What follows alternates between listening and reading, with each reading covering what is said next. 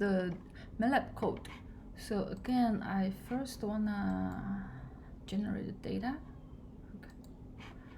So now I have my data points. Okay, so if you think about the diffusion map or truncated diffusion map for the continuous case, you will use the eigenfunctions and the eigenvalues to build the diffusion map, right? So here all we're doing is just to build a discrete counterpart, okay? So here, following the algorithm we have for the code, we have a discrete matrix, and the eigenvalues and eigenvectors you get from this matrix are the associated counterpart of the continuous case, okay? So the D would correspond to the e to the minus lambda t, where the lambda is eigenvalues of the Laplace-Beltrami operator, and the V would be the discrete eigenvectors for the Laplace-Beltrami eigenfunctions for the Laplace-Beltrami operator, okay? And we only took the first 10 eigenfunctions or eigenvectors. Then we do plots, okay?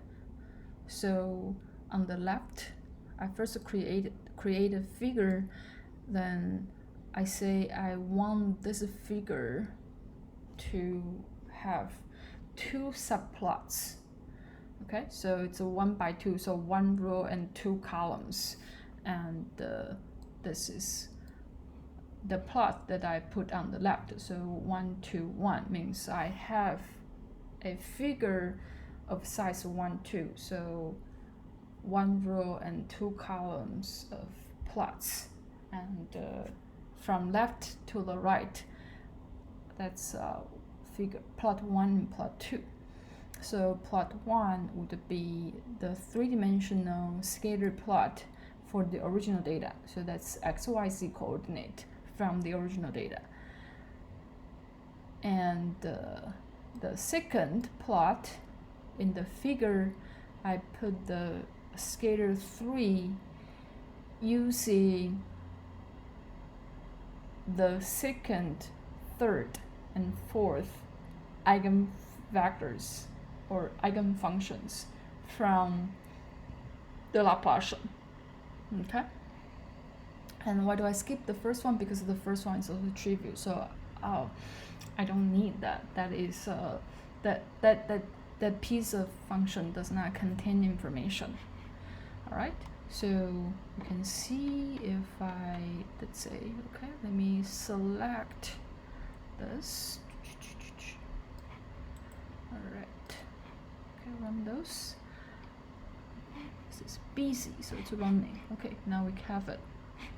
So you see that I have V being the first 10 eigenvectors or first 10 eigenfunctions on the surface.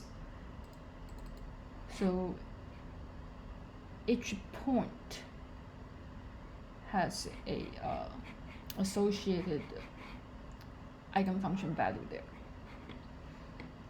Okay, and now let me do this block.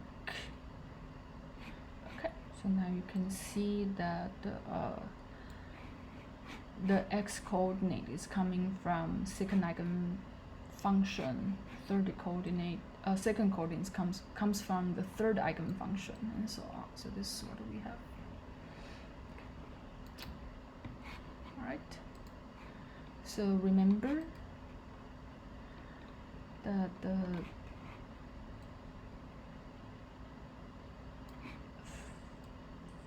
this whole script except the last part for plotting.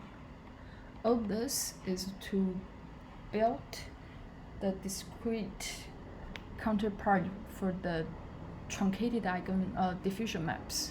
Okay, so that's the D and the V that you have. And again, you can play with this code and see what's happening in here.